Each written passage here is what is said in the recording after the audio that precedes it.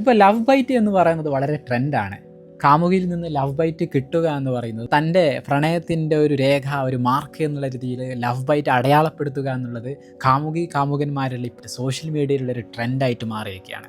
അതിൻ്റെ പരിണിത ഫലമാണ് ഇപ്പോൾ നമ്മൾ കണ്ടൊരു വാർത്ത. ലവ് ബൈറ്റ് ഒരു 17കാരൻ്റെ ജീവനെടുത്തിരിക്കുകയാണ്.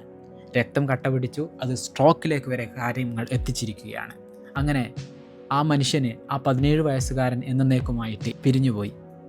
സോ നമ്മൾ മനസ്സിലാക്കേണ്ടത്, സോഷ്യൽ മീഡിയയിൽ കാണുന്നതൊക്കെ എല്ലാ ട്രെൻഡിൻ്റെയും പിറകിൽ നമ്മൾ പോവുകയാണെങ്കിൽ ഒരുപക്ഷെ നമ്മുടെ ജീവൻ പോലും ഇല്ലായ്മയിലേക്ക് എത്തിക്കാൻ കാരണമാകും. ട്രെൻഡുകളുടെ പിറകിൽ പോകുമ്പോൾ നമ്മുടെ ആരോഗ്യത്തെയും നമ്മുടെ ഇമോഷനെയും ഒക്കെ വകവെച്ചുകൊണ്ട് മാത്രം, ട്രെൻഡ് എന്നതുകൊണ്ട് മാത്രം നമ്മൾ അതിൻ്റെ പിന്നാലെ പോകരുത്. നമ്മുടെ ശരീരത്തെയും നമ്മുടെ ഇമോഷനെയും ഒക്കെ പരിഗണിച്ചുകൊണ്ട്, നമ്മുടെ ജീവിതത്തെ പരിഗണിച്ചുകൊണ്ട്, നമ്മുടെ ജീവിതം, നമ്മുടെ ഹെൽത്ത് തന്നെയാണ് മുഖ്യം എന്ന് ആലോചിച്ചുകൊണ്ട് മാത്രം ഓരോ ട്രെൻഡിനെയും അനുധാവനം ചെയ്യുക.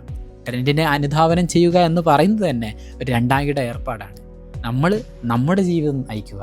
ട്രെൻഡ് എന്ന് പറയുമ്പോൾ പലപ്പോഴും മറ്റാരോ അഭിനയിച്ച് കാണിച്ച ഒന്നിൻ്റെ പിറകെ പോകുന്നതായിരിക്കും എന്നുള്ളത് കൂടി നമ്മൾ മനസ്സിലാക്കണം.